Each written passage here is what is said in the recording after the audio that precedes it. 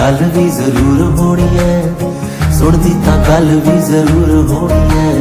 गले दा सी कदे ओदे हार बनया, अज ओही कहंदी गुनाहगार बनया। सैवी लिखदा ते गाउंदा कलाकार बनया, पर मुड़ के किसे दा नहीं ओ यार बनया।